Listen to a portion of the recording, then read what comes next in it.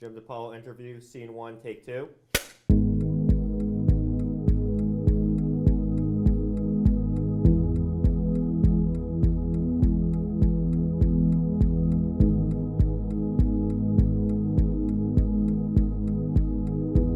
My name's Jim DiPaolo. I'm the Deputy CFO for the Denver Housing Authority. I've been with the Housing Authority for coming up on 41 years. I've been overseeing risk management programs for 31 years.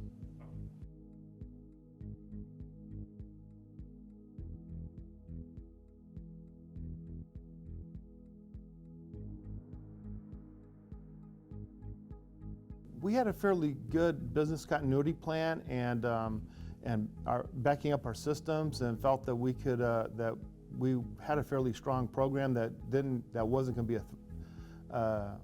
open to this type of threat. It was really the evening of between Saturday and Sunday. It happened to be Labor Day weekend. The actual penetration occurred right around late in the evening, around midnight. We didn't know about it until mid-morning the next day, when some staff were trying to get in to work and couldn't get in. And so then that's when we discovered that we were basically locked out. On one of the servers, we had the administrator's password files, and they were able to lock that out. That's why our administrators couldn't get in.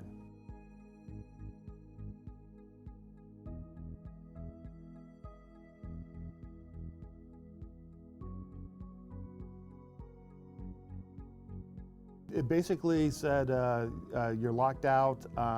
If you try to affect this, your data will be permanently kind of destroyed or whatever. And it was basically the demand for ransom to receive the key that would unlock the system. It pretty much, yes, the entire system was down. We kind of go in and you do your continued maintenance work that you can. So call in for emergency maintenance work. You can kind of do the work and you deal with the paperwork afterwards, pretty much.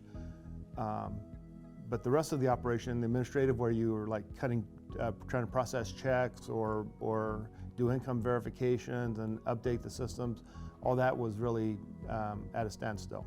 We were fortunate that the threat actors and the forensics people looking, they didn't get into the systems that had secured personal data. If that had occurred, then the whole level, we'd still probably be working the issue, because we would have been having to put notices out to every resident as a potential that their personal data had been compromised, and same with employees and such. And let alone that there was our biggest concern right off when we got locked out. That is also did they get into the sensitive confidential personal data that was going to now become a big issue.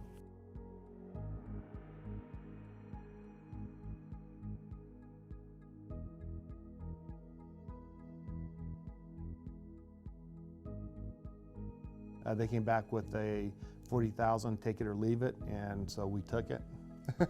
So we had a little bit of this, but not much, but we felt that was fairly inexpensive on what they could have asked for. It's difficult to go and say, pay ransom. This doesn't feel right to reward bad actors. And however, the implication would have been that we would have been down probably months. And we would not have been able to operate and trying to restore and get all the, getting servers, getting a whole replacement system, getting all the data backed up from our backup tapes and getting up on a new system. So the cost benefit was like, okay, it's better for us to pay this and go forward. Once we got the decipher key, the forensics team actually, after unlocking it, double-checked before we actually brought systems up to make sure that there was no hidden other malware or worm or anything else that was in what they gave us to release the data so that we wouldn't have another incident immediately. Initially, they were like almost daily calls, and then they went to weekly. It was really a good 3 to 4 months. The rest of 2021, making sure that things that we've done and testing and making sure that everything was clean.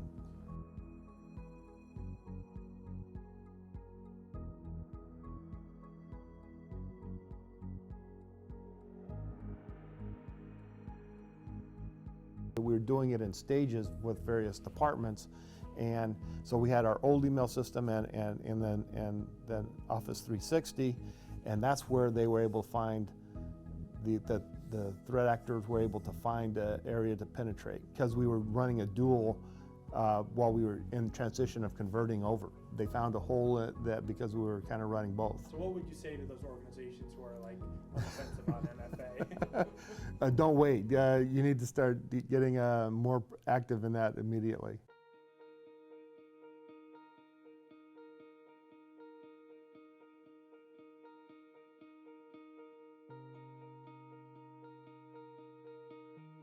Emails kind of get delayed because they come in through a third-party server to be tested for viruses and that type of thing, and so a lot more stuff is showing up in the junk mail. And generally, if it's in junk mail, you want to be very cautious about opening it.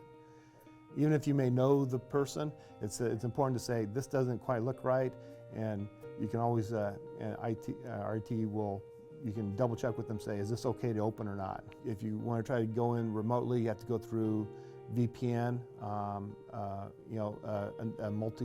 another level of security, and we do multifaceted checks now that we hadn't done prior. So we've put in the places so that to kind of protect the access to the data. There people are questioning, wait a minute, why is this I don't know this person, and the email string doesn't look right, it's too long, and so there's questioning that, so that people are not clicking on the attachments or that which would cause a virus to get in. So there is an more awareness of that aspect, the phishing schemes that go on. Part of the thing is very critical is making sure all the software updates and changes that come through get put on all the machines. And we have a staff of 350. I don't know exactly how many PCs, but basically, we only had one support person kind of addressing all the PCs, and now we have 2 full-time people addressing that to make sure we keep up on that.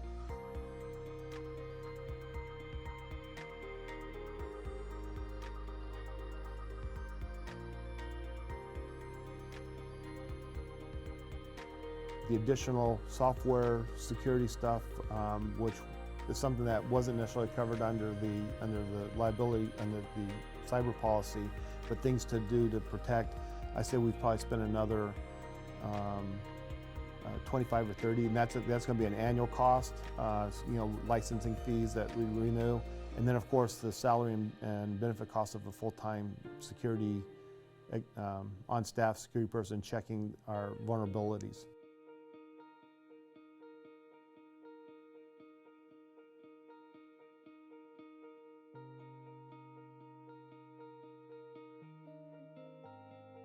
Without it, I think we would have probably been floundering.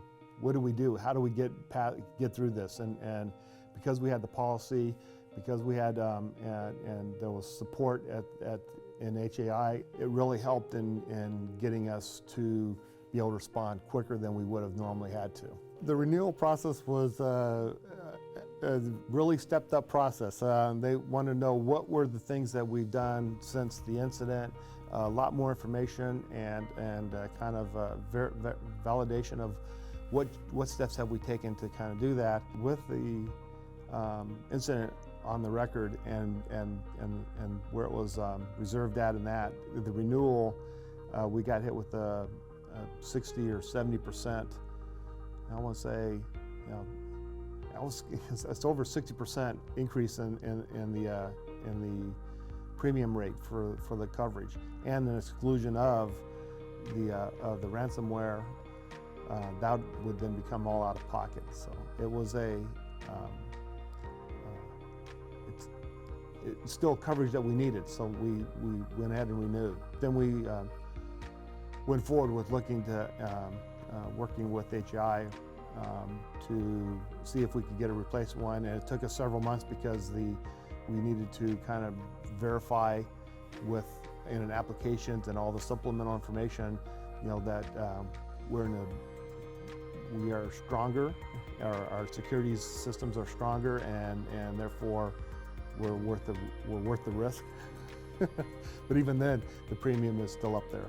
Yeah, our replacement policy that after going through the extensive stuff and working with HI, our broker relationship, and they were very helpful. They kept coming back with getting information that they could share with the carriers to kind of demonstrate that because we've been through the incident, we've strengthened our systems, and that we are pretty much less of a risk than what we were, even though we'd had the incidents. There's been a lot of help in that regards to get us to getting a coverage replacement that was actually replacement coverage that it covers all the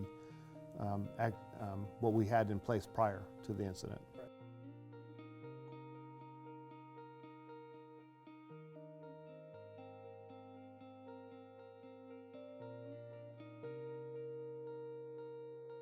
In my mind, is probably the leading threat.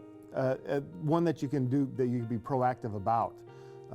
You can do certain things you can't control the weather, so storm damage to the property is something you can't control. You can kind of make sure the properties are up to code and do some things, but you can't stop the weather from doing aspects. So.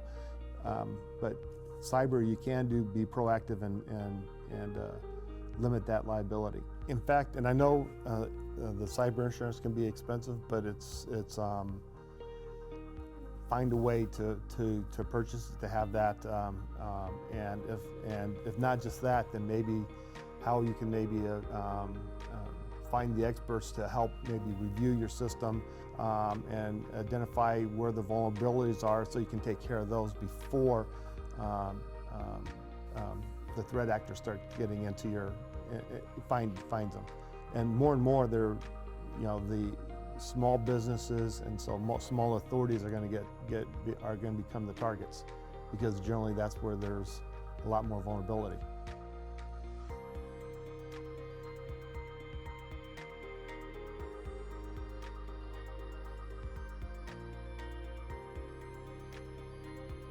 If we would have had that in place, we wouldn't have had to pay the ransom, because we would have been able to get in the system, use our backup tape, and gone forward. So it was a good lesson learned.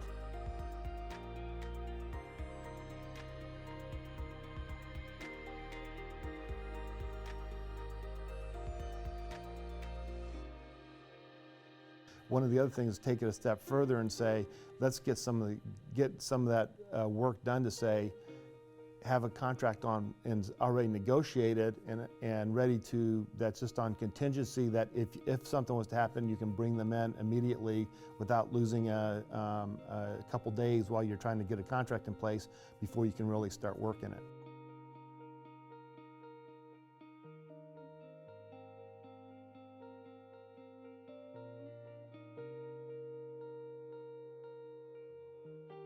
There's firms out there that will, can serve the role of an employee and maybe be more efficient, and because it's also finding the right expert who knows, or skill set to have them on staff. And so I would say maybe, for smaller agencies, it might be better to contract that service out. The threat actors are ever evolving and getting more clever, and it's an ongoing thing. I mean, that's the whole issue of,